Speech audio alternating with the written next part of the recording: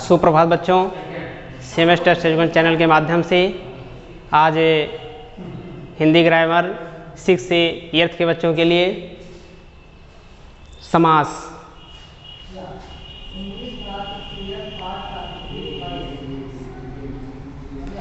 देखिए, समास जो है आपके 6, 7th, 8th, 9th, 10th और आगे की परीक्षाओं क्लासों में समास बहुत इम्पॉर्टेंट है। समास जो है की परिभाषा क्या होती है? समास 2 या 2 से अधिक पदों को मिलाकर एक हो जाना समास कहलाता है। क्या होता है? 2 या 2 से अधिक पदों को मिलाकर 2 या 2 से अधिक पदों को मिलाकर समास बनता है। अतः जहाँ पद होंगे वहाँ समास होगा। और संधि क्या होती है? जहाँ वर्ण होंगे वहाँ संधि होगी। 2 वर्णों के मेल को संधि कहते हैं, 2 पदों के मेल को समास कहते हैं। आखिर 2 या 2 से अधिक अगर पद मिलेंगे तो वो क्या बनेगा? समास बनेगा। ठीक जैसे राज पुरुष का जब हम विग्रह करेंगे तो ये हो जाएगा राजा का पुरुष। क्या हो जाएगा? राजा का पुरुष हो जाएगा। यानी कि जब 2 पद मिले तो ये क्या बना? राजपुरुष बना। इसका जब हम विग्रह करेंगे तो राजा का पुरुष हो जाएगा। अर्थात जो बनेगा उसे 2 या 2 से अधिक पद को मिलाकर एक हो जाना समास कहलाता है। ठीक, अब बात आती है समास कितने प्रकार के होते हैं। समास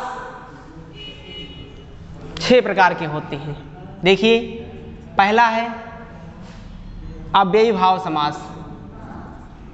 अव्ययी भाव समास पहला है अव्ययी भाव समास। दूसरा है तत्पुरुष समास। तत्पुरुष समास पहला है अव्ययी भाव समास, दूसरा है तत्पुरुष समास और तीसरा है कर्मधारय समास। कर्मधारय समास। ठीक, चौथा है द्वंद्व समास।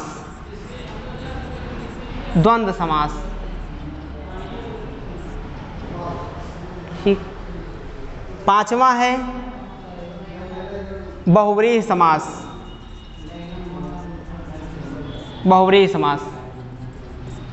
और छठवां है द्विगु समास।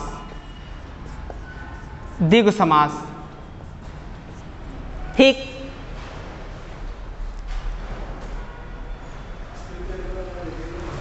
और छठवां है द्विगु समास।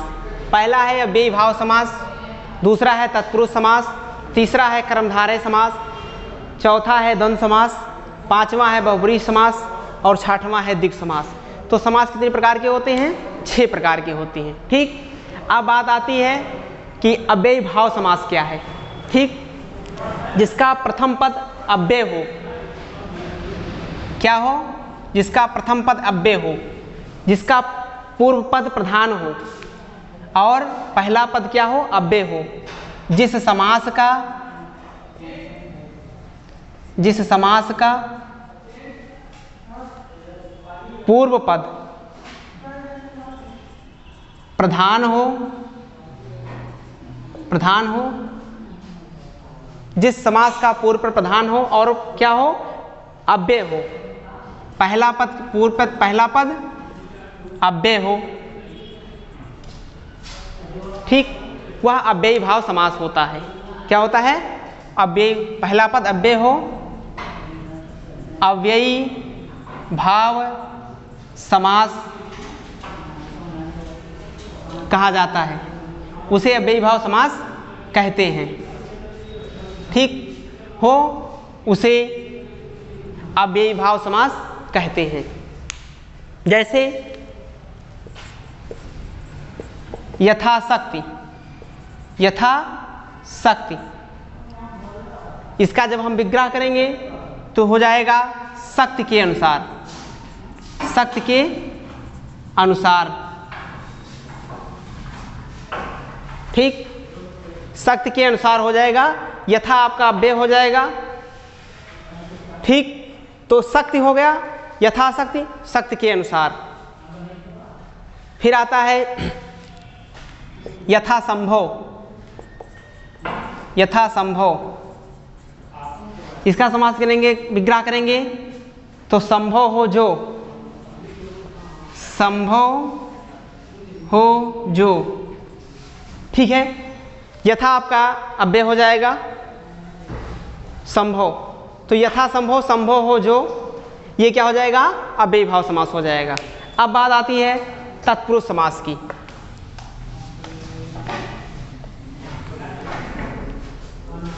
तत्पुरुष समास, तत्पुरुष समास, जिसका उत्तर पद प्रधान होता है, जिसका उत्तर पद प्रधान होता है, जिसका उत्तर पद प्रधान होता है। ठीक, उसे तत्पुरुष समास कहते हैं, तत्पुरुष समास कहते हैं। जिसका उत्तर पद प्रधान होता है तत्पुरुष समास कहलाता है। जैसे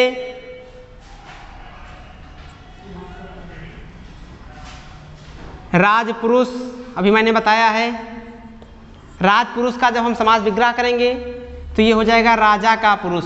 क्या हो जाएगा, राजा का पुरुष। ठीक, इसका उत्तर पर प्रधान होता है किसका पुरुष, राजा का पुरुष। किसका पुरुष, राजा का पुरुष। यानी कि जिसका उत्तर पर प्रधान होता है वो क्या होता है, जिसका उत्तर पर प्रधान होता है वो तत्पुरुष समास होता है। ठीक, अब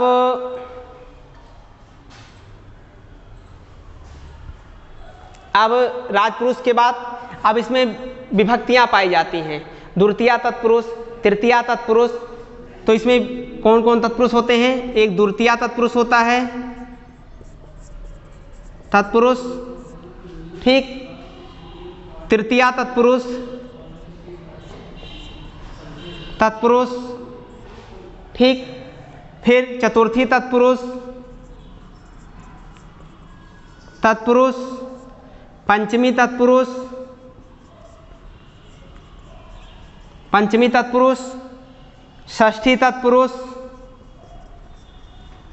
षष्ठी तत्पुरुष। सप्तमी तत्पुरुष, तत्पुरुष।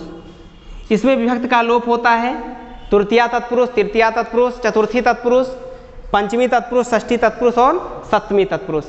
इसमें विभक्ति का लोप होता है। द्वितीया, अब कारक पढ़ाया जाएगा तो बताएंगे। द्वितीया विभक्ति होता है कर्म कारक, तो कर्म का को होता है, यानी कि द्वितीया में को आया, द्वितीया विभक्ति में को चिन्ह होगा। तृतीया में से द्वारा होगा, से के द्वारा। चतुर्थी में के लिए होगा। पंचमी से अलग होने पर, से अलग होने पर, से अलग होने पर। षष्ठी, पंचमी से अलग होने पर षष्ठी।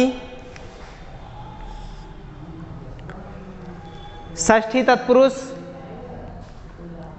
का, की, के, रा, री, रे, ना, नी, ने, ये इसकी पहचान हो जाती है। इस पुरुष षष्ठी तत्पुरुष का ये चिन्ह है। फिर सप्तमी, सप्तमी होता है में पर, में पर, में पर हो जाएगा, सप्तमी में पर हो जाएगा। चलिए अब अगले वीडियो में हम नेक्स्ट इसका वर्णन करेंगे। धन्यवाद।